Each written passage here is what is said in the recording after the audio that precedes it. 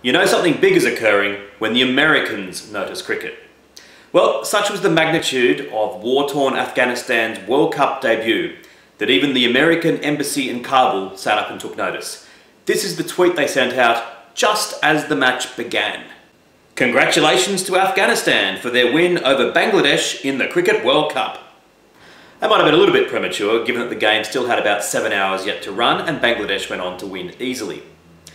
They weren't the only Americans to notice though. The Wall Street Journal ran a detailed preview highlighting just what an amazing achievement it was for Afghanistan to be in the World Cup. The rise of Afghan cricket is astonishing.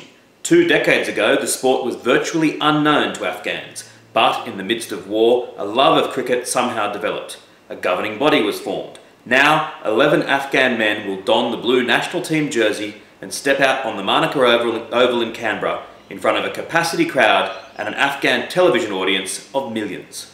Stirring stuff. And what of the Australian media? Surely this was a day to celebrate the fact that Australia had welcomed Afghanistan into the World Cup in our national capital in front of a sellout crowd. So what was on the front page of Sydney's Daily Telegraph? It was a story linking Arabs to terrorism. Bad medicine, screamed the headline. What's this? A Sydney psychiatrist of Arabic descent has gone to fight for ISIS? Actually, no. A Sydney psychiatrist who once treated someone who has since gone on to fight for ISIS is facing allegations he's receiving a pension that he's not entitled to. Oh, wow. What about the back page? Surely it'll focus on the amazing achievement of Afghanistan. Dog racing is the lead story. Dog racing and an article about how a rugby league player has moved from one Sydney suburban club to another Sydney suburban club.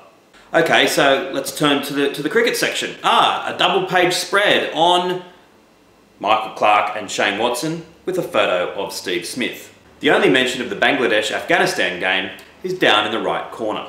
It's a dry match account, and the only mention that there might be something special about Afghanistan's participation is the war-torn Afghanistan nation had high hopes of success in its first World Cup match. Fair enough, that's a start at least. Go on, keep it up. But after bowling 9th ranked Bangladesh out for 267, the 12th ranked Afghanistan side battered like school kids, showing dubious footwork and shot selection against the quicks. They battered like school kids, eh? What an original turn of phrase, and what a wonderful way to describe the players from a country where about 5 million children don't get to go to school because of the prevailing violence. But the article then goes on. Noraz Mangal scored a slow 27. Samuel Shenwarai was run out after taking 75 deliveries to score 42. What slow, boring batting. I mean, you could argue that given that they came out to bat with their side 3 for 3 in their World Cup debut, even as millions of people watched on back home, desperately afraid that humiliation awaited, you could argue that the fact that they put on a 62-run partnership was pretty bloody good. But no, berate them for being boring. The Afghanistan captain, Mohammed Nabi, grew up in a refugee camp. He was the next man in, and he spanked 44 off 43 to top score. Well, you certainly couldn't accuse the Daily Telegraph of indulging in hyperbole in reporting on his innings. Nabi, 44. When challenged on their lack of coverage of the game, Telegraph sports editor Adam Mobbs gave a predictable response. He'd initially sent out a tweet saying, "Back page, head set to roll in Greyhound fallout. Plus, Anthony Watmo's comments cause a stir." Paddy Avenel then replied, "You guys know there's a World Cup on?" To which Adam Mobbs said, "We didn't think to splash on Bangladesh v Afghanistan." Obviously the paper's just trying to sell copies, and fair enough. But I'm convinced that had they made a big deal about it and focused on some of the backstories of the Afghani players, that Sydney-siders would have been well and truly interested, certainly more interested than they are in dog racing.